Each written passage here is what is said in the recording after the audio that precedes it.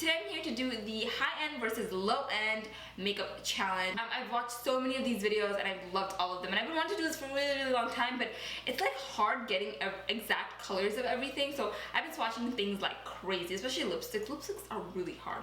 Can you guys tell? Can you guys tell which one is high-end, which one is low-end? Leave your guesses below. Do you think the left side is high-end or the right side is high-end? Which one? In addition to the tutorial, I also did a wear test, so you'll see what the makeup looks like at the end of the day, so you'll really get an idea of like, is the high end really better in terms of like how long it wears and everything. So yeah, I really hope you guys enjoyed this. I hope you guys find some nice dupes. Don't forget to subscribe if you're not, and I'll see you guys in my next video. So I'm starting off with brows. I'm using the NYX Micro Brow Pencil in black on the low end side, and the Anastasia Beverly Hills Brow Wiz in Ebony on the high end side. And both these are almost exactly the same. I mean, they even look the same. The only difference is my NYX Brow Pencil is a little bit darker because I have the color Ebony instead of Granite in the Brow Wiz. But other than that, they're pretty much the same. They felt the exact same when I applied it.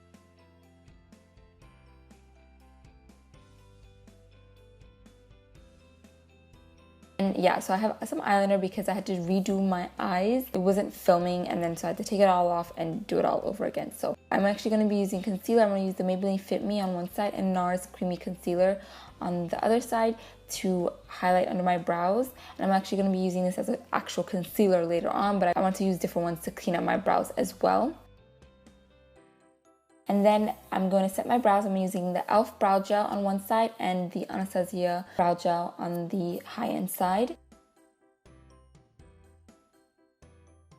And then for primer, I'm going to use the e.l.f. primer on the low-end side and MAC Soft Ochre Paint Pot on the high-end side. Now these aren't exact dupes. They don't look exactly the same, but I was testing more for just how they work and if, you know, the $22 one was worth it. So for the eyeshadow, I'm going to be using the e.l.f. Matte for Matte palette on one side and Stila Mind palette on the high-end side. So I'm going to first take a transition color and apply this into my crease with my BH Cosmetics blending brush. And I will be cleaning my brushes in between. I'm going to be using the same brushes for both sides, but I cleaned them in between just so there's no transfer of products. I'm taking the same color from the Stila palette. These are almost identical colors and they applied almost the same.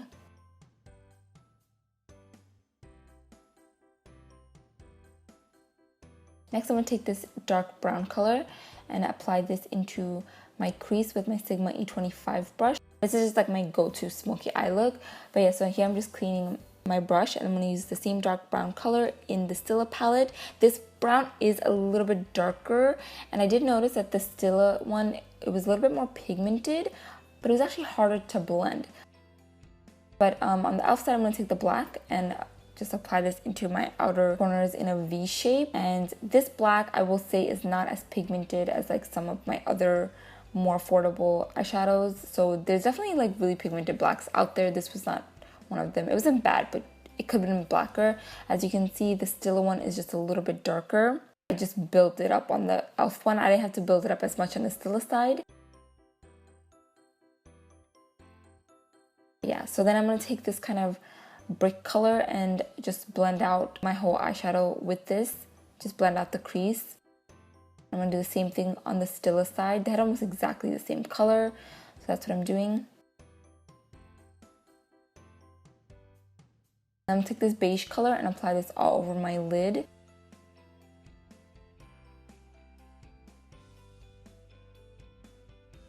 And I'm going to do the same thing for the other one.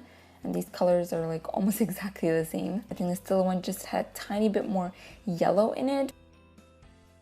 Next, for eyeliner, I'm going to be using the WetnWild Mega Liner on one side and the Kat Von D Trooper liner on the other side. Both of these are very popular and very black. The Wet n Wild one, I did notice it was a little bit more liquidy and the tip is a little bit more flimsy. So the Kat Von D one is actually easier to work with, but I think the Wet n Wild one is a little bit darker. I'm just going to curl my lashes with my Revlon curler. And I'm going to line my eyes, so I have my L'Oreal Extra Intense Carbon Black on one side and Make a Forever Aqua liner on the other side. And these are both super black, like so black, and so they both glide on I think the Makeup Forever one is just a little bit less creamy than the L'Oreal one, but other than that, they're pretty much the same. And then on the low end side, I'm going to be using Covergirl Supersizer Mascara, and on the high end side, I'm going to be using Benefit Roller Lash. Sorry, I didn't show you guys. So for the low end side, I'm going to be using Koko Lashes in Goddess, and on the high end side, I'm going to be using House of Lashes Iconic, and these are both very like well-known dupes. Like everyone knows that these are dupes for each other. For the primers, I'm going to be using Maybelline Baby Skin, and for the high-end side, I'm going to be using the Smashbox Photoready. And both of these have that same silicone feel. Both of these blur out your pores, as you can see, like especially my forehead, I have like wrinkles and stuff going on there, and both of them just blurred it out completely. They both felt exactly the same. I honestly could not feel a difference. If I did like a blind test, I would not know which one is which. And then for foundation, I'm going to be using Maybelline Fit Me on one side and Makeup Forever Ultra HD on the other side. I will say that the Maybelline one actually had a little bit more coverage. So because of that, that low end side actually looked more flawless. Actually, when I posted a picture on Instagram, a lot of people thought that the low end side was the high end side. I think it's because of that, because of the more coverage, as you can see. I also have more like freckles and stuff on the higher end side, so those weren't really covered. And then for concealer, again, I'm going to be using Maybelline Fit Me and Nars Creamy Concealer. And these are identical, you guys. I mean, same finish, same just everything. It's crazy. They blended out the same. These are identical, like identical. I'm going to be using the WetnWild MegaGlo Contour Duo on one side and Anastasia Contour Kit on the other side. Honestly, I think the WetnWild one is more pigmented, you guys. You can see it right here. The banana powder from the Anastasia Contour Kit didn't cover as much. Just going to contour using my Wet n Wild brush on both sides. And I believe this is Java from the Anastasia Contour Kit. Both of these blended out the same way. They're both very pigmented, very pigmented, and they both blend out really easy. The blush, I'm using Sleek Makeup blush in rose gold, and on the high-end side I'm using Nars Orgasm blush. And now I know that's a duo, so the price is actually the price of like the actual full compact. But do you guys see this? These are the same. They have that, both have that like peachy pink kind of little bit of flecks of gold in it, exactly the same. Now for lips, I'm using ColourPop Trust Me on one side and MAC Ruby Woo on the other side. I know Ruby Woo is like super duper popular, so I really wanted to find a dupe for it, and Trust Me is exactly the same. Trust me. You get it? You get it? Okay, anyway. So they're both super pigmented, super matte, and just exactly the same. So this is my favorite part. I have e.l.f. Baked Eyeshadow in Enchanted on one side, and for the high-end side, I'm going to be using the Champagne Glow highlight in Preseco Pop. I know this eyeshadow, so it's kind of cheating, but oh my god, do you see this color? It is beautiful. It's so gold and it's so flattering on my skin tone. Preseco Pop is almost exactly the same. I think the e.l.f. one is just a little bit more on the gold side, but other than that, like pigmentation wise, application wise, everything was the same. For the final touch, I'm just going to be setting my face. On the low end side, I'm going to be using Wet n Wild Photo Focus Setting Spray. And on the high end side, I'm going to be using MAC's Fix Plus.